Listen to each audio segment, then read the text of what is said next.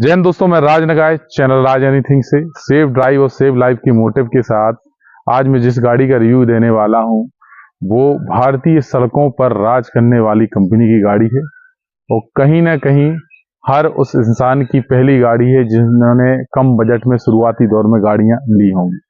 मेरा जो वीडियो बनाने का ध्येय रहता है मध्यम वर्गियों के लिए पॉकेट में समा जाने वाली गाड़ियों का आपके लिए सजेशन देना। उस सजेशन में मेरे दिल के करीब मेरी जो पहली गाड़ी थी वो मारुति सुजुकी की थी, वो भी अल्टो 800। उसी कंपनी की 3 बजट फ्रेंडली गाड़ियां। गाड़ी में वीडियो एक रहेगा, गाड़ी एक रहेगी, लेकिन रिव्यू में 3 गाड़ियों के दूंगा। आपके सामने है पहली गाड़ी मारुति सुजुकी की सिलेरियो। इसी बजट सेगमेंट में आने वाली एस्प्रेसो और साथ ही अल्टो K10, क्योंकि इन तीनों के इंजन तरीके के एक से ही इंजन हैं। इस गाड़ी के रिव्यू में मैं आपको कुछ पॉइंटों के आधार पर तीनों गाड़ियों के रिव्यू सेम और एक ही तरीके से आपको इसी वीडियो में बताऊंगा। बने रहिए दोस्तों। शुरुआत करते हैं पहले पॉइंट की तरफ। एवरेज।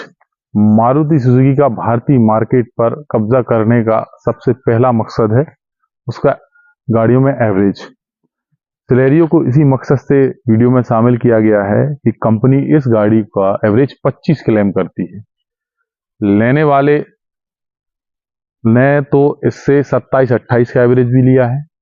वैसे कंपनी 20 से लेकर 25 का क्लेम करती है। तीनों गाड़ियां एस्प्रेसो, अल्टो K10 और सिलेरियो, ये तीनों गाड़ियों में माइनर सा ही एवरेज का फर्क है, लेकिन एवरेज के मामले में ये बहुत ही ज़्यादा रिलायबल है।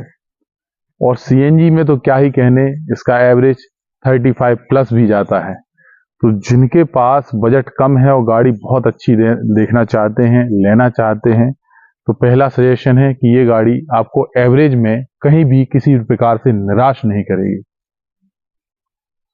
अगले पॉइंट की तरफ हम चलते हैं तो डिजाइन, शेप, ग्राउंड क्लियरेंस, साथ साथ बॉडी डिजाइन, ये तीनों गाड़ियों का बहुत ही अच्छा है।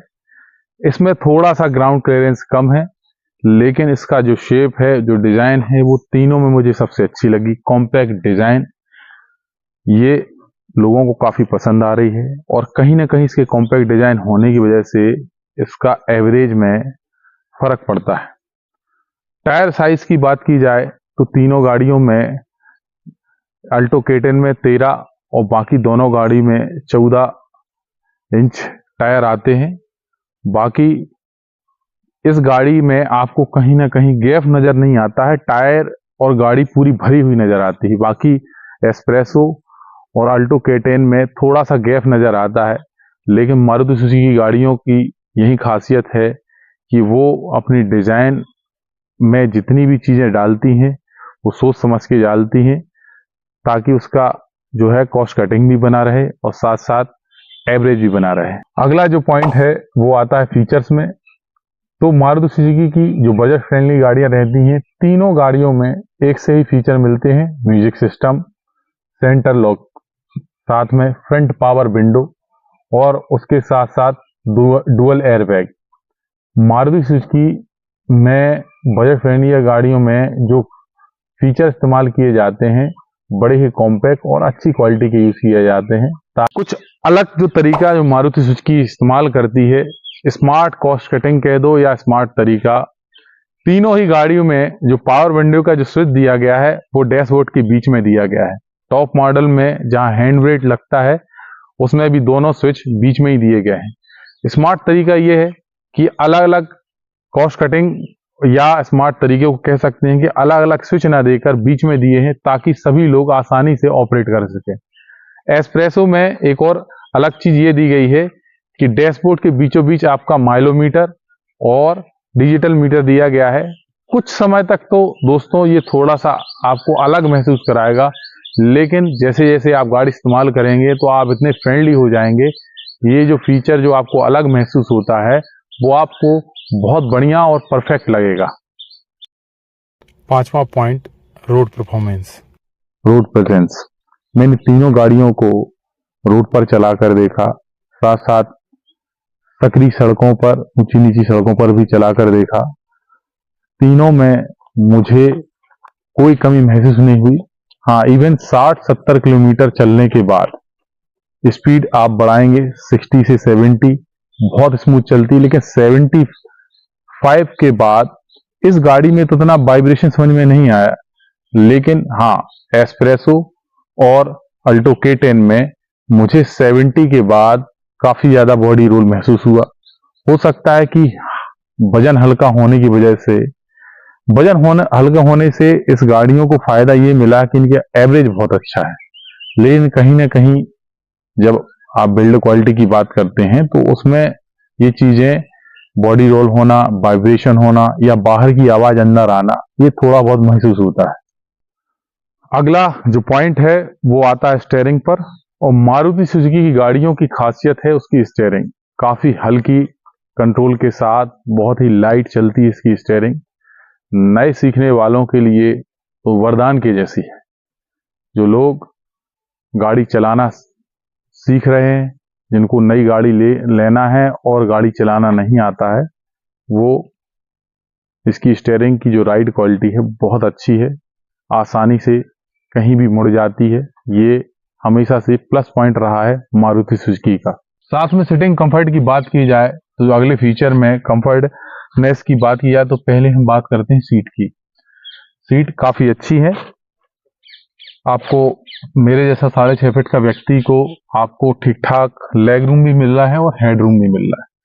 साथ साथ लंबे पीरियड के लिए तो 5 लोगों को बैठाने में दिक्कत होगी अगर आप लंबे सफर में जा रहे हैं, लेकिन कम सफर के लिए 5 लोग आसानी से बैठ सकते हैं तीनों गाड़ियों में।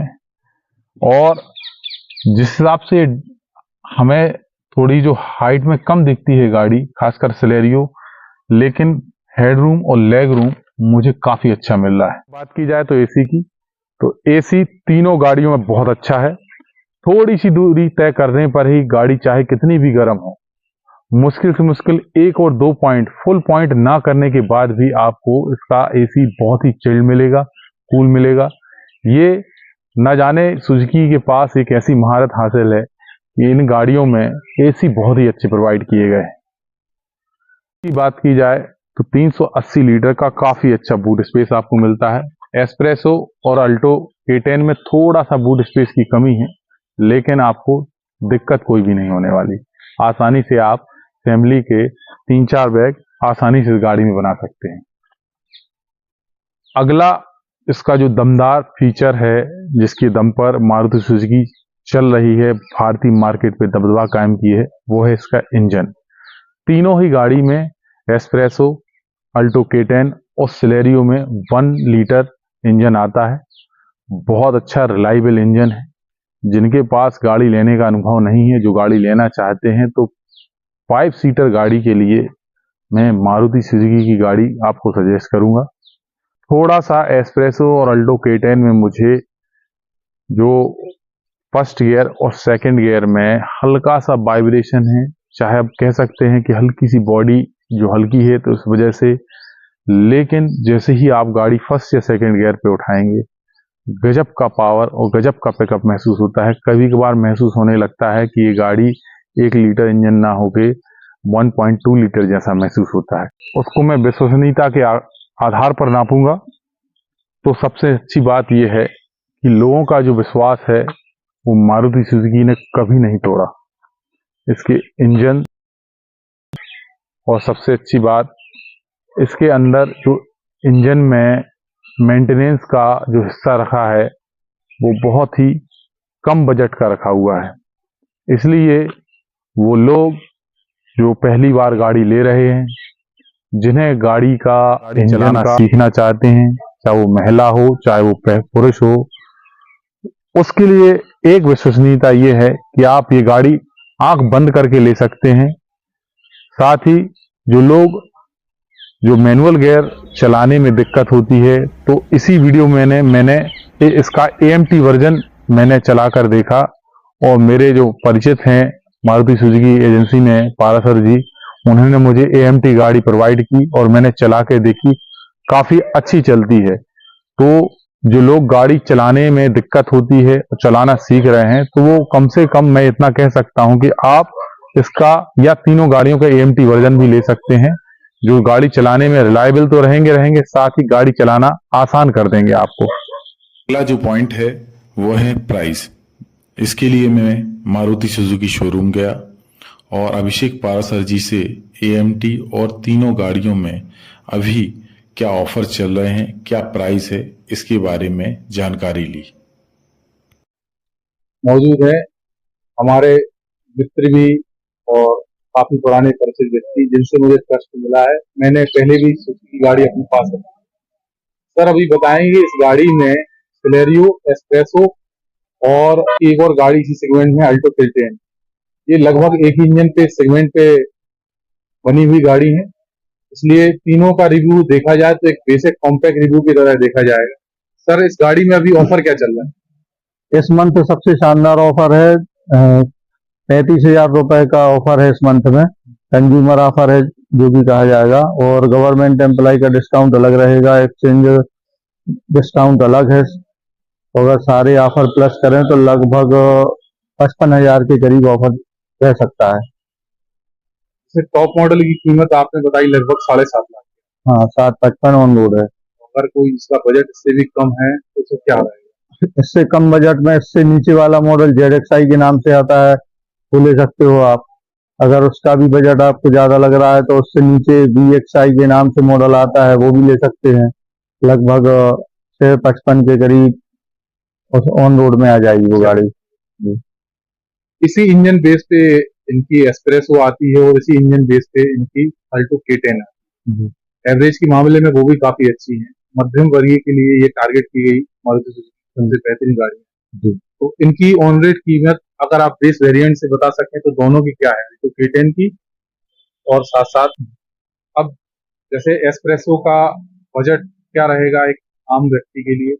एस्प्रेसो में सर लगभग जैसे अपन चाहें तो 5,78,000 से लेके 6,33,000 तक के मॉडल में से चूज कर सकते हैं। आपको LXi, VXi या VXi प्लस अलग अलग वेरिएंट, हाँ, जो भी मॉडल चाहें वो ले सकते हैं। एवरेज सब में लगभग बराबर ही रहता है, समथिंग 24.2 तक आप एवरेज ले सकते हैं इस गाड़ी में। सेम इंजन होने की वजह से के10 की प्राइस भी लगभग वही है, 5,57,000 से on road price LXi version में आती है, पर उसके ऊपर VXi और VXi प्लस लगभग 6,15,000 तक रेट जाता है के10 में।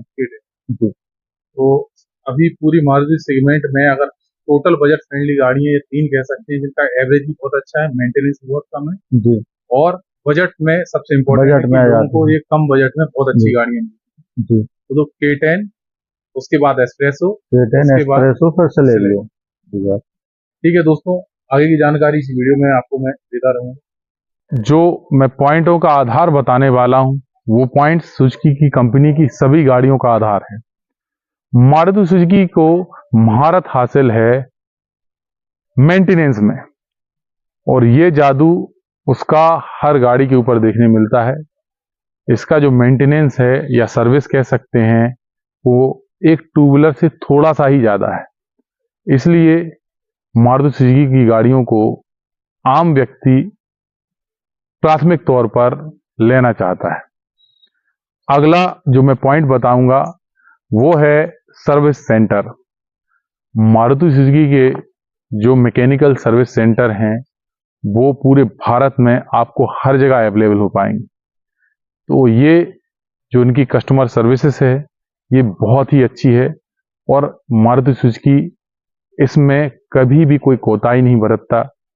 सर्विस सेंटर हर जगह अवेलेबल होने से लोगों को कस्टमर सर्विस भी बहुत अच्छी प्रोवाइड होती है। तो ये भी उसका एक प्लस पॉइंट है कि मारुति सुजुकी आज भी भारतीय मार्केट में अपना दबदबा कायम किए हुए है। साथ ही हर दूसरी गाड़ी आपको मारुति सुजुकी ही मिलेगी। मोस्ट इंपॉर्टेंट मारुति सुजुकी की सबसे अच्छी खासियत है पार्ट्स, मैकेनिकल पार्ट्स और मैकेनिकल सर्विस बहुत ही सरल और सस्ती। आपको मारुति सुजुकी के जो पार्ट्स हैं वो सस्ते तो मिलेंगे ही, चाहे वो सर्विस सेंटर हो और आफ्टर मार्केट भी। और कोई भी मैकेनिक इनकी गाड़ियों को आसानी से सुधार सकता है। तो ये भी एक अच्छी खासियत है। आखिरी पॉइंट जिस पर मारुति सुजुकी की गाड़ियां सबसे ज़्यादा बिकती हैं वो है रीसेल वैल्यू। जहां रीसेल वैल्यू की बात आए तो ऊपर के जितने जो पॉइंट हैं वो इसकी रीसेल वैल्यू को तय करते हैं। मैंने जैसे आपको बताया, service centre, service experience, mechanical parts, साथ साथ लो मेंटेनेंस, ये तीनों चीजें मिलकर इसकी रीसेल वैल्यू को बढ़ाते हैं। और साथ ही मारुति सुजुकी की ट्रू वैल्यू जैसे सेकेंड हैंड कार मार्केट आपको वारंटी के साथ साथ आपको सस्ती और सेकेंड हैंड गाड़ियां प्रोवाइड कराते हैं। तो ये जो खासियत है वो आज भी मारुति सुजुकी को भारतीय मार्केट पर हर दूसरी गाड़ी जो आपको रोड पर दिख रही है वो ये कारण है कि क्यों भारतीय मार्केट में मारुति सुजुकी की गाड़ियों को अग्रणी कारों में रखा गया है। दोस्तों, रिव्यू कैसा लगा आपको? क्या ये तीनों गाड़ियों में से आपको बजट फ्रेंडली और पॉकेट फ्रेंडली कौन सी आपको गाड़ी लगी? प्लीज कमेंट सेक्शन में बताना। साथ ही पिछले वीडियो की तरह दोस्तों ऐसे ही साथ देना। जय हिंद, जय भारत।